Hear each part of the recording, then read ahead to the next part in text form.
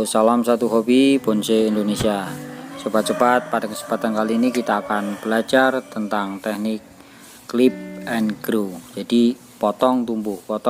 Jadi ya, penjelasan pengertiannya seperti itu. Jadi ini bisa diaplikasikan untuk program batang, program cabang, program ranting, ataupun juga bisa diaplikasikan untuk program akar. Nah, clip and grow ini ya.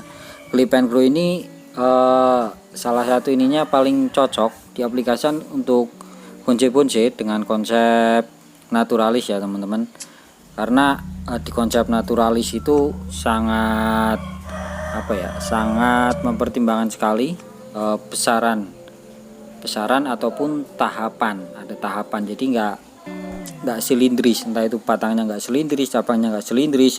Jadi dengan besaran batang pohon itu, dan ketika bonsai ini jadi nanti lebar atau bentangan pohon ini bisa seimbang, bisa selaras. Dan meskipun pohonnya kecil seperti ini ya, jadi nanti ketika dia sudah jadi kesan pohon tua dan kesan pohon besarnya itu ada. Nah, itu salah satu keunggulan untuk teknik clip and grow.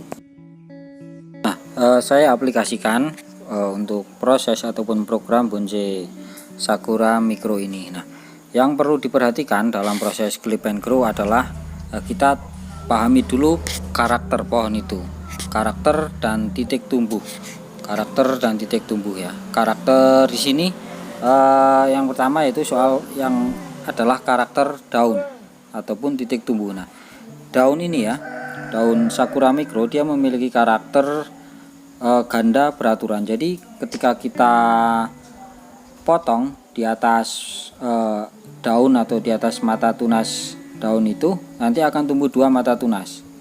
Nah, itu ganda dan di seterusnya nanti ada ya, tidak beraturan ya. Ada, kalau ini misal kanan kiri, nanti bisa atas bawah, nanti bisa kanan kiri lagi dan lain sebagainya. Nah, itu yang dimaksud dengan ganda beraturan. Nah, pohon ganda beraturan ini dia memiliki satu keunggulan, dia dalam proses perantingannya dia akan lebih cepat jadi daripada dengan pohon dengan karakter tunggal, berdaun tunggal. Itu ya sobat-sobat.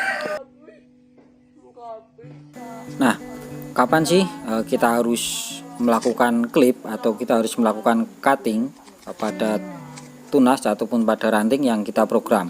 Nah, ataupun pada batang juga ya, pada cabang juga. Nah, kapan kita melakukan cutting? Nah, ini tentunya satu pertanyaan yang sangat menarik sekali. Kadang kita, wah, ini sudah waktunya dipotong atau belum? Ini sudah waktunya dipangkas atau belum? Nah, ada keraguan di situ. Nah, saya berikan satu patokan, kuncinya itu di sini. Jadi semisal cabang pertama, nah, besaran cabang pertama itu semisal dia sudah sepertiga dari besaran batang, yang dia tempeli cabang itu sepertiga, maka kita lakukan pemangkasan. Nah, seiring berjalannya waktu kita program terusan cabangnya, nanti dia akan ikut membesar. Di situ sudah ada tahapan atau ada tahapan prosesnya, jadi kesannya itu enggak silindris. Oke ya teman-teman, jadi sepertiga dari besaran titik di mana dia tumbuh, maka kita melakukan pemangkasan. Dan seberapa panjang sih yang akan kita pangkas? Nah, akan sangat bagus nanti hasilnya, tapi juga cukup lama juga itu. Kita pakai satu mata tunas itu paling bagus nanti hasilnya teman-teman. Jadi tahapannya itu rigid bener ya. Nah, berbicara mengenai keunggulan teknik clip and grow ini, menurut saya yang pertama adalah dia lebih ekonomis ya, lebih ngirit, kita nggak perlu beli kawat. Terus yang kedua,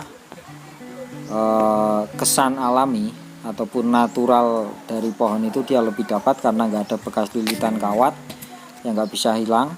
Terus yang kedua, untuk pertumbuhannya dia lebih cepat karena nggak terhambat oleh lilitan kawat. Terus yang ketiga, kesan pohon besar atau kesan tua, kesan tahapannya itu dia dapat.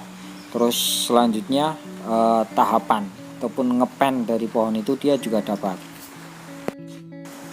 Oke sobat bonsai, itu sekilas tadi penjelasan mengenai teknik clip and grow.